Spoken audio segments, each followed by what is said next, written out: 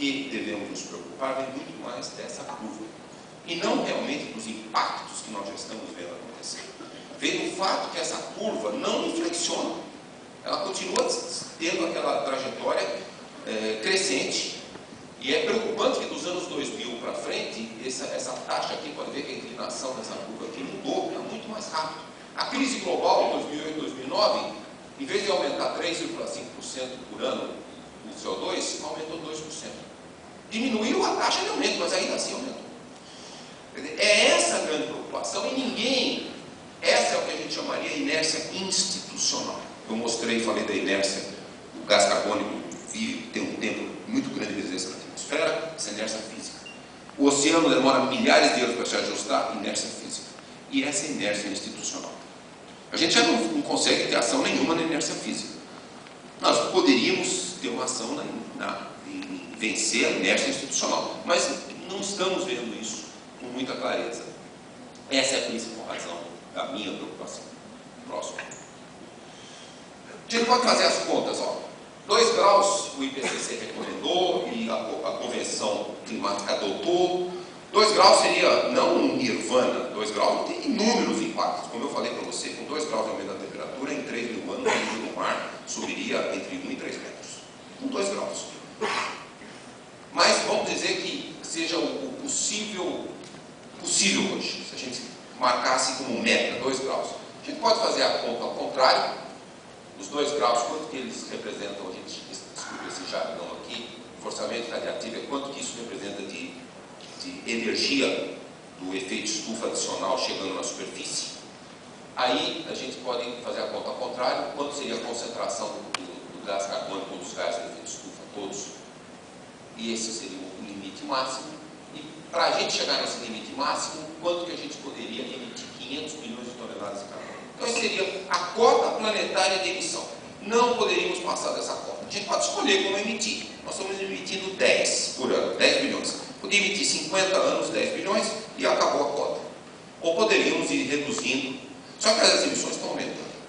E como alocar essa cota? Quem tem o direito de emitir essa cota se a gente quiser ficar em 2 graus? Aqui eu estou sendo otimista. Copenhague fracassou. Ninguém tem expectativa para a próxima reunião da Convenção do Clima no México, agora em final de novembro, a próxima é na África do Sul em 2011. Quer dizer, o pessimismo hoje é grande sobre a capacidade das Nações Unidas de articular um plano efetivo de redução das emissões. Mas eu estou aqui imaginando só se a gente conseguisse isso. Então nós temos uma cota. Próximo.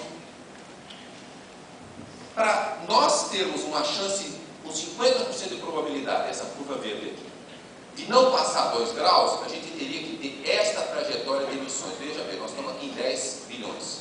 Essa é a trajetória que vamos continuar se nada acontecer. Nós temos que começar a reduzir praticamente imediatamente, chegar praticamente a zero no final do ciclo. A zero. Essa seria uma trajetória compatível, vamos dizer assim, falando em termos matemáticos, a área aqui, a área de emissão, toda essa área aqui embaixo da curva verde, seria uns 500 bilhões de toneladas. Próximo. E a grande pergunta é como alocar esses 500 bilhões de toneladas. Isso eu estou sendo muito otimista, achando que nós vamos chegar num acordo de não emitir mais que 500 bilhões. E, além de tudo, podem apertar mais um, tem um problema ético, né? Quem causou as mudanças climáticas, quem emitiu mais? Os países desenvolvidos, os Estados Unidos, 25%, a União Europeia, os países da União Europeia de hoje, 28%. Esses países, quem mais sofre os impactos das mudanças climáticas hoje e no futuro é a África, é o sul da Ásia, são os pobres do mundo. E esses são os que menos emitiram. Então tem uma questão ética também e de justiça. Então, os países desenvolvidos têm 1/5 da população mundial, eles emitiram 2/3 de tudo que foi emitido até hoje. Já se emitiu 500 bilhões e nós temos uma cota, entre aspas, de 500 bilhões para manter a temperatura abaixo de 2 graus. E os países em desenvolvimento, todos que têm 4/5 da população mundial, emitiram só 1/3. Então, existe uma questão ética muito pronunciada que não foi resolvida. A Convenção do Clima, na verdade, ela é um instrumento de nivelamento dessas disparidades geopolíticas enormes. Deveria ser. Próximo. O Brasil se saiu bem. O Brasil mudou 180 graus a sua posição em relação ao seu papel, a percepção do seu papel na questão climática. O Brasil, desde 92 e até 6 meses, 8 meses atrás, o Brasil tinha uma posição muito terceiro-mundista. Não é meu problema quem emitiu mais, que é rico e que tem dinheiro, que cuide, que diminua as emissões. Eu quero uma enorme cota para eu continuar queimando petróleo, carvão, gás natural, para poder me desenvolver. Essa posição clássica terceiro-mundista que o Brasil defendia até alguns meses atrás. E o Brasil mudou radicalmente. Tem algumas pessoas, analistas políticos, que chamam isso efeito Marina Silva.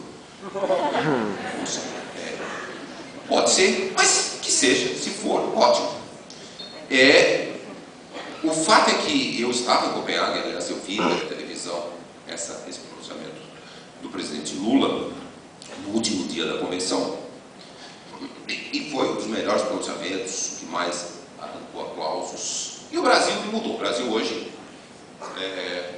próximo, pode apertar mais um, não precisa se preocupar com esses números, mas isso é lei. Hoje é lei no Brasil. Existe uma lei que coloca o Brasil numa trajetória de redução de emissões significativa. O Brasil quer reduzir 25% até 2020 as suas emissões, que vem principalmente do desmatamento, da agricultura, menos da energia, menos da indústria. E então o Brasil adquiriu um enorme protagonismo. Isso eu quero registrar, até com um certo otimismo, essa enorme mudança de postura da diplomacia, da política brasileira. E hoje o Brasil é um país protagonista do assunto, vou dizer, é um líder. Nenhum outro país em desenvolvimento tem metas ambiciosas como o Brasil, e que são até mais ambiciosas do que as metas dos Estados Unidos. Então o Brasil mostrou pelo menos uma direção. Vamos agora ter que ver se essa direção será mantida. Próximo. O Brasil é um país vulnerável às mudanças climáticas. Eu quero dar muito rapidamente aqui alguns exemplos para vocês. Próximo. É importante, obviamente, para saber os impactos das mudanças climáticas, nós temos que ter uma capacidade de projetar, prever o futuro. Isso é muito difícil. Se qualquer pessoa disser que consegue prever o futuro, provavelmente é enganação. E não é diferente na ciência climática. É muito difícil prever o futuro. Então, o máximo que a gente conhece, o melhor da ciência, é projetar, vamos dizer assim, em termos técnicos eu chamaria envelopes de probabilidade. Eu explico. A gente consegue talvez projetar se os gases, se subir as emissões, diminuir as emissões, o que poderia acontecer, uma certa margem de probabilidade. A gente não consegue dizer exatamente o que pode acontecer.